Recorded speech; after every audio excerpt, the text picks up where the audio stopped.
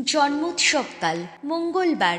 খ্রিস্ট শহীদ সাধু স্তেফান ছিলেন আদি খ্রিস্ট ভক্তদের মধ্যে খ্রিস্টীয় বিশ্বাস ও পবিত্র আত্মার প্রেরণায় অনুপ্রাণিত একজন বিশিষ্ট মানুষ। তাই প্রেরিত দূতেরা তাকে প্রথম অনুযাজক রূপে মনোনীত করেন। তার হাতে তুলে দেন ভক্তমণ্ডলীর বিভিন্ন সেবা কর্মের ভার। তখন থেকে তিনি খ্রিস্টবাণীর একজন নির্ভীক সাক্ষী হয়ে ওঠেন। তিনি নির্ভয় ইহুদিদের কাছে গিয়ে যিশুর প্রতি তাদের বিশ্বাসঘাতকতার দায়ে অভিযুক্ত করতেন। তিনি ইহুদিদের বিচার সভায় এক দিব্য দর্শনে স্বর্গে সমাসীন যিশুকে দেখতে পেয়ে গভীর প্রত্যয়ের সঙ্গে শত্রুদের সামনে দাঁড়িয়ে যিশুর পুনরুত্থান সত্যের সাক্ষ্য দেন। ফলে শত্রুরা দারুণ ক্রুদ্ধ হয়ে তাকে পাথর ছুঁড়ে ছুঁড়ে হত্যা করেন। প্রথম পাঠ শিষ্যচরিত 6 অধ্যায় পদ সংখ্যা 8 থেকে 10 এবং 7 অধ্যায় পদ সংখ্যা 54 থেকে 59। সকলে যখন স্তেফানকে পাথর ছুঁড়ে মারছিল তখন তিনি বললেন, প্রভু যীশু, এখন আমার প্রাণটা তুমি গ্রহণ করো। ঐশ্বনুগ্রহ ও দিব্য শক্তি লাভে ধন্য স্তেফান জনগণের মধ্যে নানা মহা অলৌকিক কর্মকীর্তি সম্পন্ন করতে লাগলেন, নানা মহা ঐশ্ব নিদর্শন দেখাতে লাগলেন। একদিন স্তেফানের সঙ্গে তর্ক করতে এলো বিমুক্তদের সমাজগৃহ নামে পরিচিত সমাজগৃহের কয়েকজন সদস্য এবং তাদের সঙ্গে সাইরিনি ও আলেকজান্দ্রিয়ার কয়েকজন লোক এবং সিলিসিয়া ও এশিয়া প্রদেশের কয়েকজন লোক। তবে পবিত্র আত্মার প্রেরণায় স্তেফান এমন পরম জ্ঞান নিয়ে কথা বললেন যে তারা সেই জ্ঞানের সামনে দাঁড়াতেই পারল না। তারা তখন স্তেফানকে ধরে নিয়ে গেল মহাসভায়। সেখানেও তিনি নির্ভীকভাবে ঐশ্ববাণী প্রচার করে শ্রোতাদের অন্তরে চেতনা জাগাবার চেষ্টা করলেন। তার কথা শুনে মহাসভার সদস্যেরা মনে মনে রাগে জ্বলতে লাগলেন। স্তেফানের প্রতি আক্রোশে তাঁরা দাঁতে দাঁত ঘষতে লাগলেন। তিনি কিন্তু পবিত্র আত্মার প্রেরণায় উদ্বুদ্ধ হয়ে স্থির দৃষ্টিতে স্বর্গের দিকে তাকালেন। ঈশ্বরের মহিমা প্রত্যক্ষ করলেন তিনি, আর দেখতে পেলেন স্বয়ং যিশুকে। ঈশ্বরের ডান পাশে দাঁড়িয়ে আছেন তিনি। তখন তিনি বললেন, ওই যে আমি দেখতে পাচ্ছি স্বর্গলোক এখন উন্মুক্ত, আর ঈশ্বরের ডান পাশে দাঁড়িয়ে আছেন স্বয়ং মানব পুত্র। তখন মহাসভার সদস্যরা জোর গলায় চিৎকার করে কানে আঙুল দিলেন আর সবাই মিলে তার ওপর ঝাঁপিয়ে পড়লেন। তারা তাকে শহর থেকে ঠেলে বের করে দিয়ে পাথর ছুঁড়ে মারতে লাগলেন। সাক্ষীরা শৈল নামে এক যুবকের পায়ের কাছে তাদের গায়ের জামাগুলো রেখে দিয়েছিল। সকলে তখন স্তেফানকে পাথর ছুঁড়ে মারছিল। তখন তিনি মিনতি জানিয়ে বললেন, প্রভু যীশু, এখন আমার প্রাণটা তুমি গ্রহণ করো।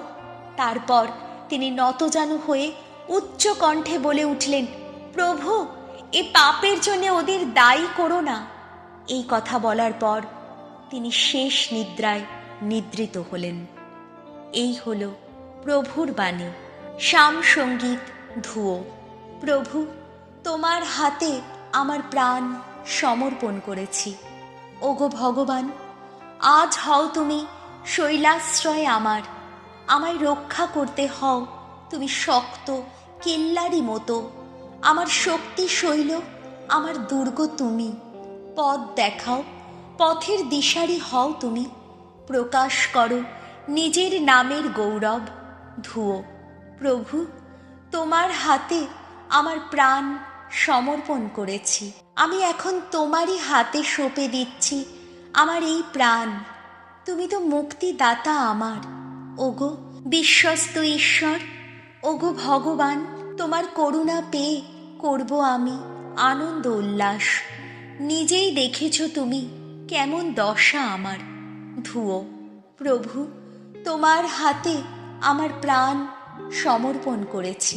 যত শত্রু, যত নির্ভীক, যত নিপীড়ক, সবার কবল থেকে আমাকে উদ্ধার করো তুমি।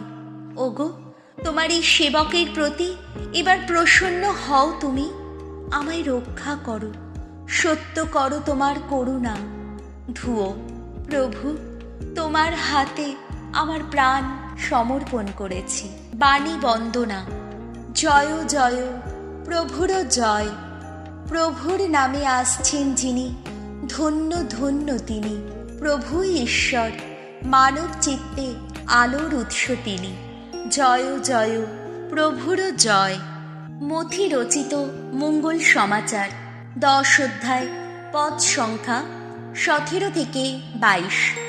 নিপীড়নের দিনে পবিত্র আত্মাই তোমাদের মধ্য দিয়ে কথা বলবেন। যিশু একদিন তার শিষ্যদের বললেন, সাবধান থেকো তোমরা। লোকেরা একদিন তোমাদের কিন্তু তুলে দেবে স্থানীয় যত বিচার সভার হাতে। তাদের যত সমাজ গৃহে তোমাদের কষাঘাত করবে। তাছাড়া এই আমারই জন্যে নানা শাসনকর্তা ও রাজার দরবারে তোমাদের ধরেও আনা হবে। আর তাতে তোমরা তো তাদের সামনে আর বিধর্মীদের সামনেও সত্যের সপক্ষে সাক্ষী দেবারই সুযোগ পেয়ে যাবে। লোকেরা যখন এমনিভাবে ওদের হাতে তোমাদের তুলে দেবে, তখন তোমাদের যে কি বলতে হবে, কিভাবে বলতে হবে, তা নিয়ে কোনো চিন্তাই করো না। তোমাদের যে কি বলতে হবে তা সেই সময় তোমাদের বলে দেওয়াই হবে। কেননা সেদিন তোমরা যে নিজেরাই কথা বলবে তা নয়, তোমাদের পিতার সেই পরমাত্মাই সেদিন তোমাদের মধ্য দিয়ে কথা বলবে। তখন কিন্তু ভাই তার আপন ভাইকে আর পিতা তার আপন সন্তানকে তুলে দেবে মৃত্যুর হাতে। সন্তানেরা পিতামাতার বিরুদ্ধে উঠে দাঁড়াবে, তাদের হত্যাই করাবে। আমার জন্যে তোমরা তো হয়ে উঠবে সকলেরই ঘৃণার পাত্র। কিন্তু যে তবুও শেষ পর্যন্ত স্থির হয়ে দাঁড়িয়ে থাকতে পারবে, সেই পাবে পরিত্রাণ। এই হলো প্রভু যিশুর মঙ্গল সমাচার।